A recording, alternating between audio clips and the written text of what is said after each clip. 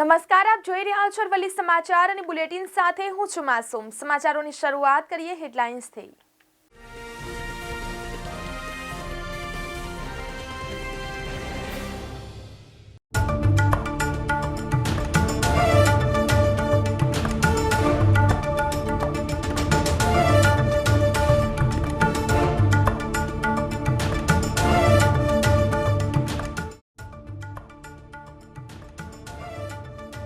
Railway યાત્રીઓ માટે મહત્વના સમાચાર। અમદાવાદના સાબરમતી સ્ટેશન પર એન્જિનિયરિંગ કામને કારણે કેટલીક ટ્રેનો પૂર્ણરૂપે રદ તો કેટલીક ટ્રેનો સ્ટેશને જશે નહીં। આજથી વાતાવરણ ખુલશે, દિવસનો પારો 1 ડિગ્રી ઘટ્યો। ઉત્તરાયણ પછી ઠંડીનું જોર વધવાની શક્યતા।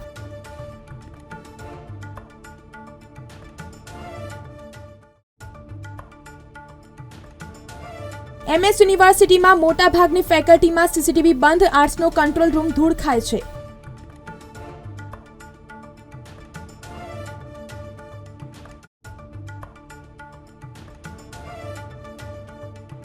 આજે ઠંડીનો પારો 17 ડિગ્રી સુધી રહેવાની સંભાવના। બુધવારથી લઘુત્તમ તાપમાનમાં ઘટાડો નોંધાય તેવી સંભાવના।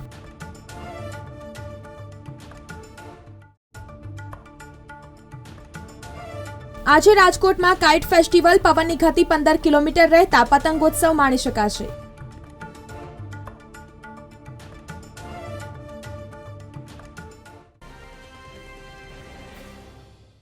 બુલેટિનની શરૂઆત કરીએ તો પશ્ચિમ રેલવે દ્વારા અમદાવાદ ડિવિઝન પર મુસાફરોની સુવિધામાં વધુ સુધારો કરવાના હેતુથી સાબરમતી સ્ટેશન પર મોડિફિકેશનના કામ માટે એન્જિનિયરિંગ બ્લોક લેવામાં આવ્યો છે, જેના કારણે કેટલીક ટ્રેનો રદ તો કેટલીક ટ્રેનો ખોડિયાર સાબરમતી વચ્ચે આંશિક રદ અને કેટલીક ટ્રેનો સાબરમતી સ્ટેશન પર જશે નહીં।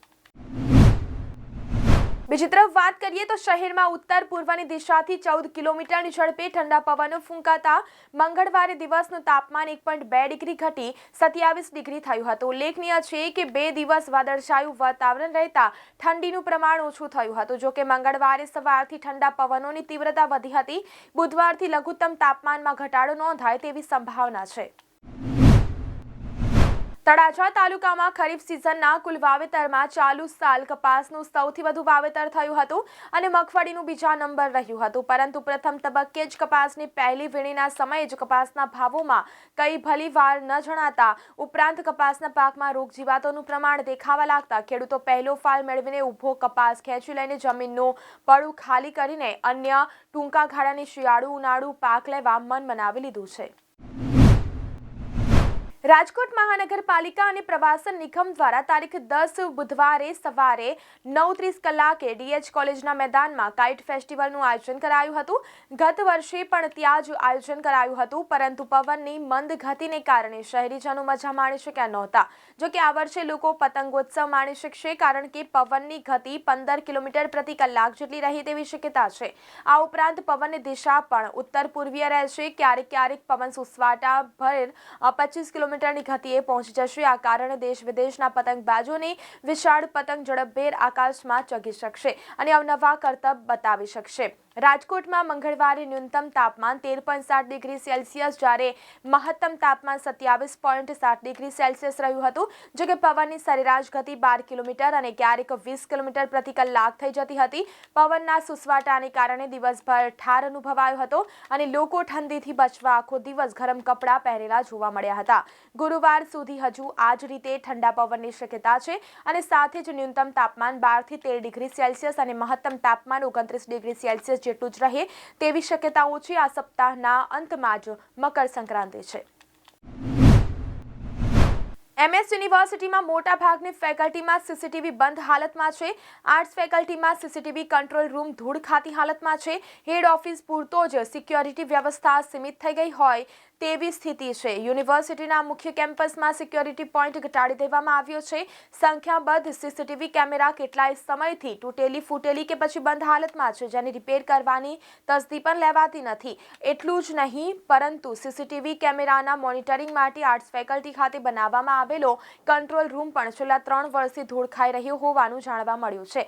અગાઉ વિજિલન્સની એક ટીમને કાયમ માટે આર્ટ્સ ફેકલ્ટી ખાતે તૈનાત કરવામાં આવી હતી। બીજી તરફ આર્ટ્સ ફેકલ્ટી કેમ્પસ અને તેની આસપાસ લાગેલા સીસીટીવી કેમેરાના મોનિટરિંગ માટે ફેકલ્ટીના સોશિયોલોજી વિભાગના પાર્કિંગ એરિયાને કંટ્રોલ રૂમમાં ફેરવી દેવામાં આવ્યો હતો. સીસીટીવી કેમેરાના રિપેરિંગ સાથે આ કંટ્રોલ રૂમને પણ ફરી કાર્યરત કરવામાં આવે તો કેમ્પસમાં ધ્યાન રાખવામાં મદદ મળી શકે તેમ છે.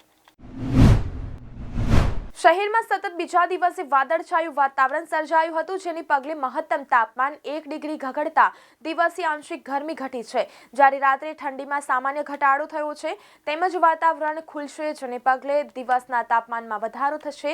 ઉત્તર પૂર્વના પવનો સક્રિય થયા છે, જો કે ઠંડી સામાન્ય જ રહેશે. 20 ડિગ્રીની આસપાસ લઘુત્તમ તાપમાન રહી શકે છે. હવે ઉત્તરાયણ પછી ઠંડીનું જોર વધશે. લઘુત્તમ તાપમાન 15 ડિગ્રી સુધી ઘટવાની આગાહી હવામાન દ્વારા કરવામાં આવી છે. ચાલુ સિઝનમાં 16.2 ડિગ્રી સુધી પારો નીચે ગયો છે. હવામાન વિભાગના જણાવ્યા અનુસાર સુરત શહેરનું મહત્તમ તાપમાન 30 ડિગ્રી અને લઘુત્તમ તાપમાન 19.6 ડિગ્રી રહ્યું હતું. સોમવાર કરતાં મહત્તમ તાપમાનમાં 1.2 ડિગ્રીનો ઘટાડો અને લઘુત્તમ તાપમાનમાં 0.2 ડિગ્રીનો સામાન્ય વધારો થયો છે. વાતાવરણમાં સવારે ભેજનું પ્રમાણ 87% અને સાંજે 56% રહ્યું હતું. ઉત્તર પૂર્વ દિશાથી 7 કિલોમીટરની ગતિએ પવનો ફૂંકાયા હતા. સમાચારોની શરૂઆત કરીએ તો નવસારીથી સમાચાર આવી રહ્યા છે. નવસારીના બિલીમોરા ખાતે કમોસમી વરસાદ વરસ્યો. મોડી રાત્રે બિલીમોરા શહેરમાં વરસાદ વરસ્યો તો શિયાળાની ઠંડી વચ્ચે કમોસમી વરસાદથી લોકોના હાલ બેહાલ થયા. વરસાદને પગલે વાતાવરણમાં ઠંડીમાં અચાનક વધારો નોંધાયો છે. જે લોકો સ્વેટર પહેરી બહાર નીકળ્યા હતા તેમના બેહાલ થયા. તો બિલીમોરા શહેરમાં આવેલા ડેપો સ્ટેશન રોડ તેમજ ગોહરબા સહિતના વિસ્તારમાં વરસાદ વરસ્યો હતો. વડાલી તાલુકાના ધામડી ગામની પાવન ભૂમિ પર આવેલ ધામડી અન્નક્ષેત્ર સેવા આશ્રમ શ્રી ઉમિયા પરિવાર ધામડી ગ્રામ્યજનો અને વડીલોના વૃંદાવન કાર્યક્રમમાં પ્રણેતા સ્વર્ગસ્થ જેવી પાટીદારની 7મી પુણ્યતિથિ અને ખાસ કરીને ગૌશાળાના લાભાર્થે શ્રીમદ ભાગવત કથાનો પ્રારંભ 2 જાન્યુઆરીના રોજ થયો હતો, જેમાં પ્રથમ દિવસે સ્વર્ગસ્થ જેવી પાટીદારની પ્રતિકૃતિનું અનાવરણ કરવામાં આવ્યું હતું અને વહેલી સવારે પોથી યાત્રાના મુખ્ય યજમાન સ્વર્ગસ્થ જેવી પાટીદારના ઘરેથી પોથી યાત્રા નીકળી હતી. ત્યારે વ્યાસપીઠ ઉપરથી સંત શ્રી શ્યામ સુંદર મહારાજ દ્વારા 7 દિવસ કથાનું રસપાન કરાયું હતું. આ શ્રીમદ ભાગવતના ચોથા દિવસે કૃષ્ણ જન્મોત્સવ, તો 5મા દિવસે ગોવર્ધન પૂજા, સુદામા ચરિત્ર અને 6ઠ્ઠા દિવસે તુલસી વિવાહ યોજાયા હતા. આ શ્રીમદ ભાગવત કથાના અંતિમ દિવસે સામાજિક, ધાર્મિક, રાજકીય સહિત ઉપસ્થિત મહેમાનોની હાજરીમાં મહાઆરતી બાદ શ્રીમદ ભાગવત કથાનું સમાપન થયું હતું. ત્યારે આ શ્રીમદ ભાગવત કથાનો હજારોની સંખ્યામાં ભક્તોએ લાભ લઈ ધન્યતા અનુભવી હતી. ગુજરાત માટે સૌથી મોટી ખુશખબર છે કે હવે 100% બુલેટ ટ્રેન દોડશે. National high speed rail corporation લિમિટેડે દેશની પ્રથમ બુલેટ ટ્રેન પ્રોજેક્ટ માટે 100% જમીન મળી ગઈ છે. જોઈએ આ અહેવાલમાં. ગુજરાત અને મહારાષ્ટ્રમાંથી લગભગ 1.25% જમીન સંપાદિત કરવામાં 1 વર્ષનો સમય લાગ્યો હતો. આ પ્રોજેક્ટ માટે અત્યાર સુધીમાં 120.4 કિલોમીટરના ગર્ડર લોન્ચ કરવામાં આવ્યા છે અને 271 કિલોમીટર પિયર કાસ્ટિંગ પૂર્ણ કરવામાં આવ્યું છે. National high speed rail corporation લિમિટેડે સોમવારે જણાવ્યું હતું કે તેમને ગુજરાત, મહારાષ્ટ્ર અને દાદરા અને નગર હવેલીમાં Mumbai Ahmedabad high speed rail corridor માટે જમીન સંપાદનનું 100% કામ પૂર્ણ કરી લીધું છે. મુંબઈ અમદાવાદ રેલ કોરિડોરને બુલેટ ટ્રેન પ્રોજેક્ટ તરીકે પણ ઓળખવામાં આવે છે. રેલવે મંત્રી અશ્વિની વૈષ્ણવે એક્સ પર જમીન સંપાદન વિશે માહિતી શેર કરતી વખતે જણાવ્યું હતું કે પ્રોજેક્ટ માટે જરૂરી 1389.49 હેક્ટર જમીન સંપાદિત કરવામાં આવી છે. મુંબઈ અમદાવાદ વચ્ચે હાઈ સ્પીડ રેલ લાઇન બનાવવામાં આવી રહી છે. NHSRCLએ જણાવ્યું હતું કે પ્રોજેક્ટ માટેના તમામ કોન્ટ્રાક્ટ ગુજરાત અને મહારાષ્ટ્રને આપવામાં આવ્યા હતા, જ્યારે 120.4 કિલોમીટરના ગર્ડર નાખવામાં આવ્યા છે અને 271 કિલોમીટરના થાંભલાઓ લગાવવામાં આવ્યા છે. MHRC કોરિડોર ટ્રેક સિસ્ટમ માટે જાપાનીઝ શિંકનસેનમાં ઉપયોગમાં લેવાતા RC ટ્રેક બેડ નાખવાનું કામ પણ સુરત અને આણંદમાં શરૂ થયું છે. ભારતમાં પહેલીવાર જે સ્લેબ ટ્રેક સિસ્ટમનો ઉપયોગ કરવામાં આવી રહ્યો છે. બ્યુરો રિપોર્ટ, અરવલ્લી સમાચાર, મોડાસા.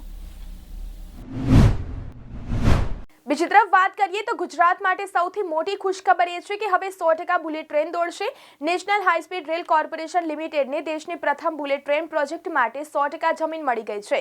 ગુજરાત અને મહારાષ્ટ્રમાંથી લગભગ 1.25% જમીન સંપાદિત કરવામાં 1 વર્ષનો સમય લાગ્યો હતો. આ પ્રોજેક્ટ માટે અત્યાર સુધીમાં 120.4 કિલોમીટરના ગર્ડર લોન્ચ કરવામાં આવ્યા છે અને 271 કિલોમીટર પિયર કાસ્ટિંગ પૂર્ણ કરવામાં આવ્યું છે.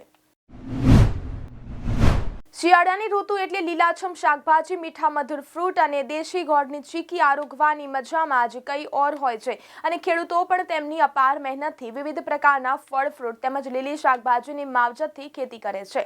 ત્યારે ગોંડલના એક પ્રગતિશીલ ખેડૂતે ઓર્ગેનિક એપલ બોરની ખેતી કરી લાખોની કમાણી કરી રહ્યા છે.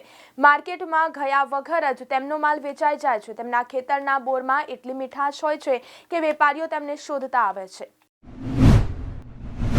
બીજી તરફ નજર કરીએ તો 2 દિવસથી ગુજરાતનું વાતાવરણ એકાએક પલટાયું છે. ભર શિયાળે માવઠું આવ્યું છે, કડકડતી ઠંડી વચ્ચે વાદળો મંડરાયા છે અને વરસાદ આવ્યો છે. હવામાન વિભાગના લેટેસ્ટ અપડેટ અનુસાર અપર એર સાયક્લોનિક સર્ક્યુલેશનને પગલે ગુજરાતના કેટલાક જિલ્લામાં છૂટોછવાયો વરસાદ પડવાની આગાહી છે. ખાસ કરીને ઉત્તર અને દક્ષિણ ગુજરાતમાં હળવા વરસાદની આગાહી છે.